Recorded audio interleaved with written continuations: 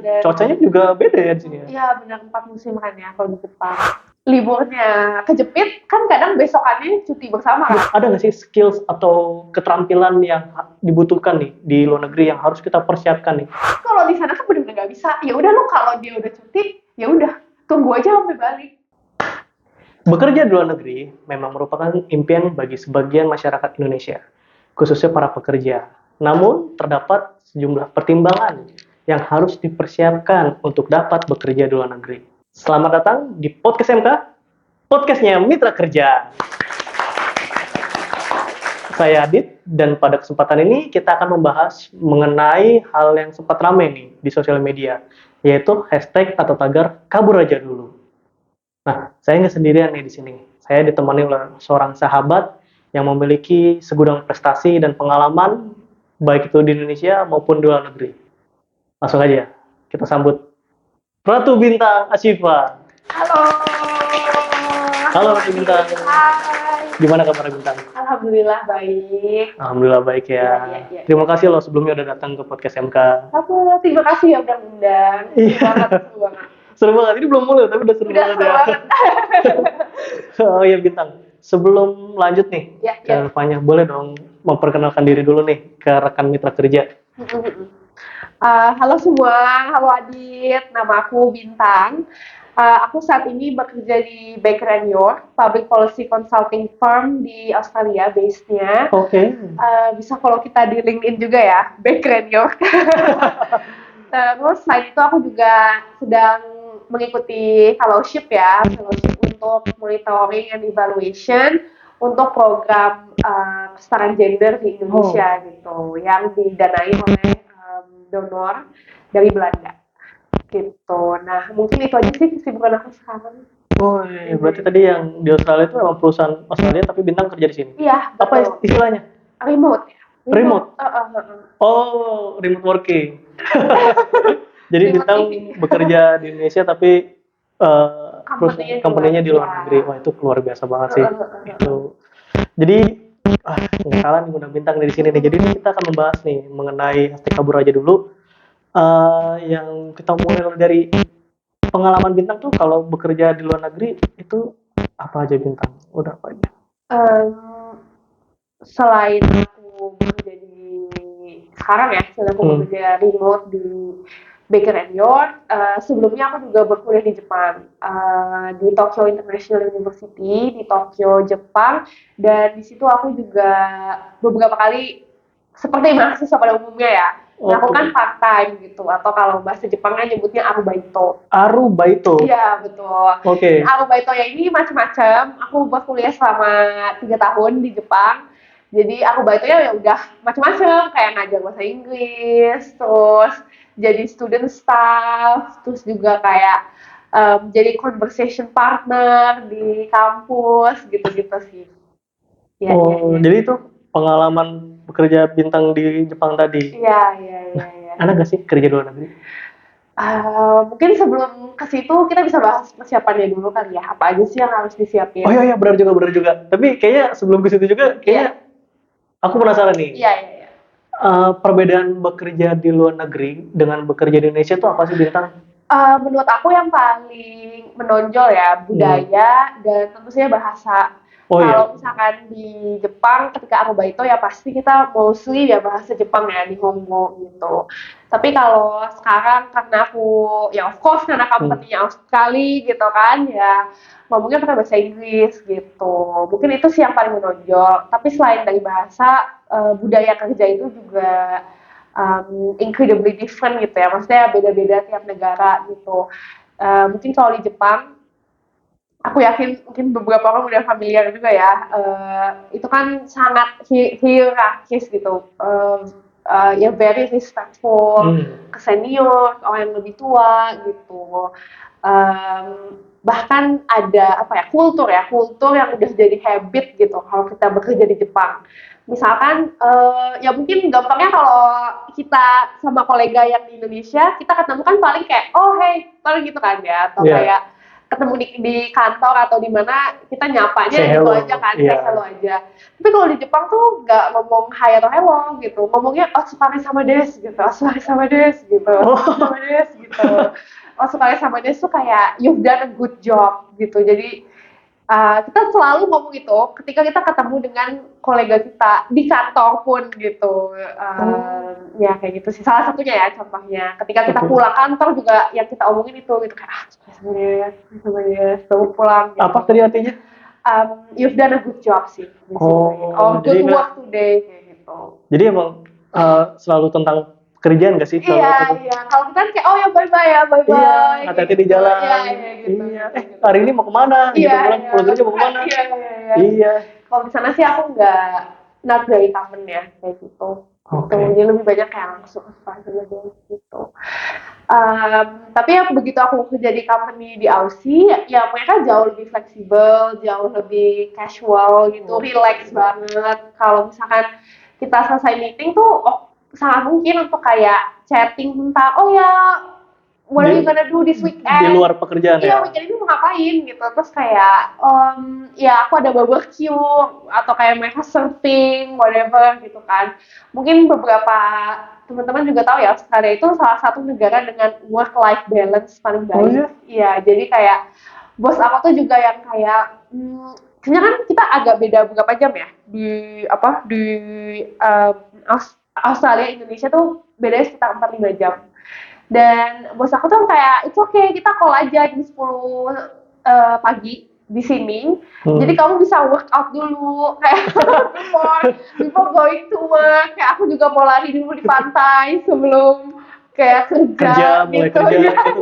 It's okay ya, itu nggak apa-apa ya. Bener-bener work-life balance banget sih. Terus kayak biasa jam 4 sore, mereka kan selesai jam 5 sore, jam 5 sore di Australia, itu jam 1 siang di Indonesia kan. Iya, jadi aku kerjanya tuh memang lebih pagi jadinya. Oh iya, menyiasati waktunya gimana? Jadi mulai kerja jam? Aku jadi mulai online itu jam 7 gitu, tapi bos aku itu karena tahu dan aware tentang perbedaan jam, jadi semua meeting itu di jam 9 atau 10 gitu, karena dia sendiri bilang jam 7 terlalu pagi nggak sih buat kamu gitu, kamu yang ngejim dulu lah gitu. Terus buat terlalu pagi buat kamu juga? Iya terlalu pagi, jam 7 atau jam 8 tuh biasanya mungkin baru balas email gitu kali ya, balas email kayak bukan yang require untuk discussion gitu loh, lebih kayak baca email, balas email yang kemarin, terus kayak preview apa yang harus dikerjain gitu, terus baru nanti deep dive discussionnya ya jam 10. Berarti bos kamu menghargai waktu banget ya? Bener banget. Menghargai waktu dan menghargai pegawainya juga. Iya. Dan dia kan jam 5 itu jam 1 kan di Indonesia gitu. Biasa dia ngomong, udah ya aku cabut dulu, aku mau nge-gym. Gitu. Sampai jam 1 di sini masih. Dia masih jam 1 kan. Tapi dia ngasih aku kelonggaran, misalkan aku baru mulai kerja jam 10 siang ya, atau jam 9 pagi di Indonesia, aku mau ngikutin jam Indonesia nih, 9 to 5 di Indonesia. Ya dia juga nggak apa-apa gitu, asal aku kasih tahu. Tapi absennya tuh gimana absennya biasanya? Kita check-in aja sih, check-in by Teams aja gitu. Kayak, hey, kayak I'm online gitu. Kalau bos aku tuh bilang kayak, ya dia nggak mau lah kalau aku tuh bounded to the desk gitu. Maksudnya kayak bener-bener yang cuma depan meja aja gitu loh. Dia lebih mengutamakan efisiensi ya. Itu sih salah satunya juga yang aku terasa banget. Bukan efisiensi perampingan ya, maksudnya efisiensi pemanfaatan waktu gitu. Jadi ya kalau misalkan bisa diselesaikan at my own time gitu, di waktu aku sendiri, ya nggak apa-apa gitu. Yang penting tetap memenuhi deadline gitu. Jadi nggak perlu aku kerjain pada saat dia online gitu. Misalkan dia offline jam 1, aku baru mau kerjain jam 3, ya nggak apa-apa. Asalkan jangan kelewatan dari deadline gitu. Kayak gitu sih. Oh itu jadi istilah dari remote working itu? Iya. Tapi aku aware juga nggak semua remote working tuh seperti ini ya. Maksudnya ada juga yang bener-bener harus check-in, kayak absen gitu jam 9 pagi atau jam 7 pagi atau whatever, terus baru harus check out pas jam segini. Ya mungkin itu kebijakan masing-masing perusahaan. Iya, betul. Gitu sih. Ya mungkin nggak jauh beda lah sama pekerjaan proyek ke perusahaan-perusahaan di Indonesia. Betul. Tetap ada jam absensinya, Yes, pagi exactly. absen masuk, Iya. sore absen pulang. Aku juga aware beberapa perusahaan di Indonesia kan juga semakin fleksibel ya Iya, dengan betul. pilihan hybrid atau ada yang masih fully online juga kan di beberapa tempat gitu. Atau ada yang ya udah kita meeting tuh kalau perlu aja gitu. Iya. Maksudnya nggak yang tiap hari, tiap saat, tiap detik meeting, ya kan? Jadi lebih memanfaatkan waktu Betul. seefisien. Saya belum pernah dengar sih setiap saat meeting, setiap detik meeting. belum pernah. Gitu. Oh. Jadi pengalaman Bintang berapa lama waktu itu di Jepang? Aku di Jepang 3 tahun. 3 tahun? Oke, 3 tahun di Jepang, balik ke Indonesia, ke perusahaan Australia. Iya, sekarang ya. Sekarang ya, kesibukannya. Selain itu ada kesibukan lain nggak Bintang di luar pekerjaan? Sibuk apa nih kalau boleh tahu? Iya. Aku kalau ini salah satu sumber kebahagiaan gitu kali ya. Sumber kebahagiaan. Oke, boleh dong. Masing-masing punya kebahagiaan masing-masing. Iya, kan bagian dari work life balance ya. Oke, sip. Kalau aku juga ada inisiatif gitu, social impact, dampak sosial lah ya untuk targetnya orang muda. Oke. Usia itu di Indonesia di sini? Iya, di Indonesia. 12 hingga 17 tahun. Jadi bekerjanya dengan anak-anak SMP dan SMA. Itu untuk pelatihan kepemimpinan. Leadership ya, tapi bagus. Leadership dari muda.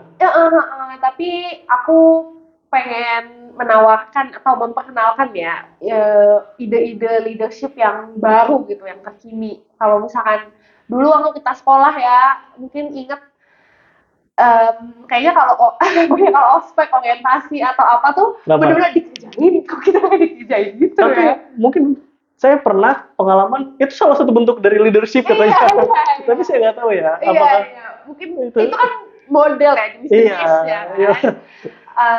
Ya aku pengen memperkenalkan ini sih, kayak gimana sih kita berpikir tentang kepemimpinan itu berdasarkan empati, berdasarkan kesetaraan gender, berdasarkan penyelesaian konflik resolution. Ini kan 3 keterampilan yang sebetulnya berkaitan dengan kecerdasan emosional ya, emotional intelligence gitu. Dan kehidupan juga. Iya, dan itu akan membantu kita in every steps of the way ya, maksudnya. Iya, betul. Even di kantor gitu ya, kita bisa empati, kita bisa menyelesaikan konflik gitu-gitu. Gitu sih. Oh, jadi bergerak di bidang kemanusiaan. Iya. Tuh. Ada namanya? Ada. Namanya leadershiplens.id. Follow ya. Iya. Oke, nanti ada di situ. Iya, bagus banget Bintang. Nah, terus juga tadi kan Bintang sempat nih kerja di luar negeri. Literally emang bener di sana ya kerjanya ya kan? Di Jepang, iya. Tantangannya tuh apa aja, Ben? Iya, kalau tantangan pasti banyak ya. Even sekarang pun ketika aku remote work tuh ya ada juga tantangannya gitu. Mungkin kalau di Jepang tuh pastinya budaya ya. Itu semua ada periode adjustment ya. Even kerja remote pun tuh ada adjustmentnya kayak gitu. Mungkin itu sih yang paling terasa banget ya. Dan gimana juga tuh? Boleh dijelasin nggak? Iya. Kalau di Indonesia itu kan kita banyak libur ya. Semua tuh libur gak sih kalau semua libur maksudnya gimana? Maksudnya kayak kita lebaran libur, terus Natal libur, Paskah libur, terus liburnya lebih banyak daripada di sana. Yes. Nah kalau misalkan di even di Jepang ya, itu tuh nggak sebanyak itu liburnya gitu. Kita tuh salah satu negara dengan libur paling banyak di dunia. Oh ya? Oh, belum riset tapi percaya aja sama Bintang. Iya, tapi coba deh kita ya Waisak kita rayain, terus kayak Imlek juga libur. Kita punya 6 agama resmi yang diakui di Indonesia dan itu hari besarnya diliburkan ya. Iya. Terus juga kalau misalkan liburnya kejepit kan kadang besokannya cuti bersama kan. Betul, cuti bersama. Jadi kayak di sana gimana? Nggak ada, nggak kayak gitu. Paling libur yang panjang itu jarang banget, dan untuk kayak perayaan hari besar agama itu jarang banget sih. Gitu. Oke. Nah, itu salah satu tantangan juga di sana ya. Iya, Karena jadi kan butuh liburan juga nggak sih? iya, bener. Apalagi kalau misalkan kita dari Indonesia mungkin perayaan hari besar itu tuh jadi hal yang penting ya. Misalkan, karena kita Momentum. libur, sekalipun kita nggak merayakan ya, tapi kita jadi bisa jalan-jalan nih di Iya. weekend ini, misalkan gitu, sama keluarga gitu, atau sama Betul, family time. Iya, Libur. tapi ya itu nggak akan bisa sebanyak itu gitu ketika kita di luar negeri gitu. Paling kalau di Jepang tuh apa ya, Golden Week ya ada, itu 1 minggu gitu ada, tapi ya other than that, there's not many gitu sih. Berarti kalau mau pulang, misalnya kita libur nih, pulang ke Indonesia, dan itu pun nggak panjang waktunya ya? Iya, itu kita ngambil jatah cuti sih. Oh Kalau gitu. kayak gitu. Untuk teman-teman yang full time ya. Iya. Kalau aku kan waktu itu part time dan memang masih student visa ya. Ya aku libur ngikutin kampus gitu. Kayak gitu sih. Nah, waktu itu tuh tantangannya apa lagi selain Budaya? ada sih tantangannya? Iya, budaya sih pasti ya. Bahasa waktu itu aku juga it takes time sih untuk beneran bisa bekerja dengan bahasa tersebut gitu ya. Aku sampai sekarang bahasa Jepangku tuh juga kayaknya nggak sebagus itu deh gitu. Oke. Tapi even untuk kerja remote yang sekarang ya, aku pun juga mesti adjusting lagi tuh sama menggunakan bahasa Inggris gitu untuk bekerja, ya kan? Kan kalau saya nggak salah nih ya, bahasa Inggrisnya, pronounce-nya Inggris, US, dan Australia tuh Iya, mungkin beda-beda. berbeda-beda ya. Jadi kita juga kayak belajar dengerin lagi sih kayak maksudnya gitu.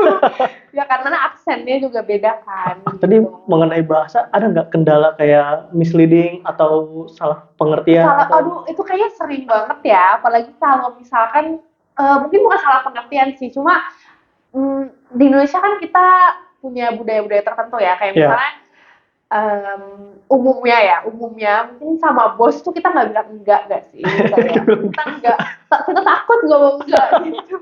Ya mungkin nggak semua ya, pasti udah mulai berubah juga umumnya kan gitu. Iya kan? Pokoknya kayak harus asal bos senang gitu kan ya, jadi mengiyakan gitu sampai kita mungkin di luar kapasitas kita. Padahal ketika aku bekerja sekarang gitu ya dengan bos aku yang Aus itu ya mereka nggak suka kayak gitu loh, kayak mereka justru encourage kayak please let us know dong kalau misalkan bandwidth kamu tuh nggak cukup, kasih tahu kalau misalkan kamu overwhelm atau kamu butuh bantuan atau ternyata deadline-nya ini nggak masuk akal nih dengan pekerjaan kamu yang lain, dengan project-project lain yang kamu handle. Kayak please let us know, jangan iya at the expense of quality juga yang jadi turun karena kamu ngerjainnya buru-buru. Dan juga sama ya well-being kamu juga gitu. Itu sih mungkin ya yang I think at the beginning tuh it's very hard ya untuk bisa honest seperti itu gitu. Kalau di sini sih mungkin iya. Tapi kalau misalnya punya rekan kerja atau atasan yang terbuka, mungkin itu bisa dijalankan dengan baik. Dan itu kesempatan juga bisa kita lebih berkembang lagi dalam menyelesaikan pekerjaan. Iya, benar. Mungkin sekarang juga kan makin berubah ya, budaya kerja di Indonesia juga semakin fleksibel, semakin terbuka gitu kan. Apalagi nih kaitannya dengan generasi Z, Gen Z nih. Ini Gen Z nih sekarang bekerja tuh fleksibel, terus bisa mental health. Bisa di mana aja, dan apa ya, mereka tuh kreatifnya bagus, inisiatifnya ya cukup bagus lah, bagus. Kalau yang dari saya lihat ya, Gen Z itu. Kamu kan juga Gen Z. Oh iya, saya Gen Z ya. Lah, kamu kan juga Gen Z. Kita Gen Z, guys. Sebenarnya kita mau bicarakan kita sendiri. Oke, iya itu tadi. Nah, tadi kan mengenai kerja di luar negeri nih. Iya. Pasti kan banyak regulasi atau hukum-hukum yang berlaku di sana. Kayak di Indonesia tuh harus ada syarat administrasi. Nah itu jadi tantangan juga nggak sih buat kita nanti kalau misalnya? Iya. Mungkin ke kerja luar negeri ya. Iya.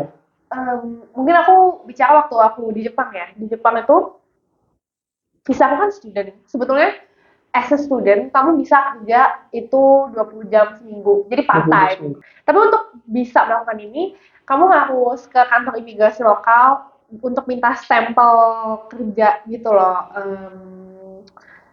di Zaryu card atau di residence card kita gitu.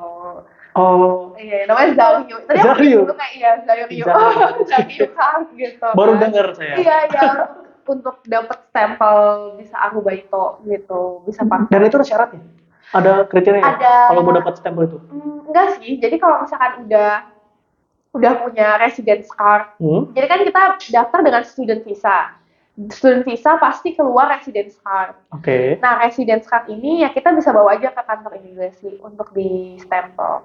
Oh. Mungkin ada form yang masih diisi ya waktu itu. Tapi ya nggak yang repot banget sih. Mengenai sosial budayanya di sana, itu ke Jepang ya. Kalau dari anggapan saya sih, pandangan saya tuh Jepang tuh orangnya sangat rajin. Oh iya, extremely. Ada istilah kaizen, tapi saya belum memperdalami apa itu kaizen. Cuman kaizen mungkin efektivitas waktu, efisiensi tenaga, dan hal yang berkaitan dengan growth-nya perusahaan itu kayaknya di sana tuh benar-benar diperhatikan ya. Iya. Mungkin budaya kerja kerasnya orang Jepang ya. Oke, iya, budaya kerja keras.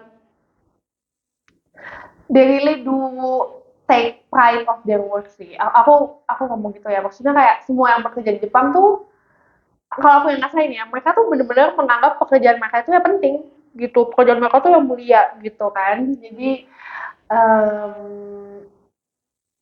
contohnya aja ya, ini tercermin banget ketika kita ketemu sama rekan kerja yang tadi aku sebutin ya, kita selalu ngomong kalau suka sama Des. Itu kan kita ngomong you've done a good job kan. Dan orang lain juga ngomong hal itu ke kita.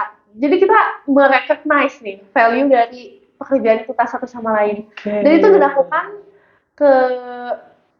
ke semua orang yang bekerja gitu ya, kayak even misalkan sesama cleaning service gitu, ketika mereka ketemu satu sama lain, mereka juga ngomong hal yang sama gitu. Jadi they really value work gitu loh, kayak work itu bukan cuma kayak oh yaudah apa aja, enggak gitu, tapi mereka benar-benar they do it seriously and they do it well. Gitu.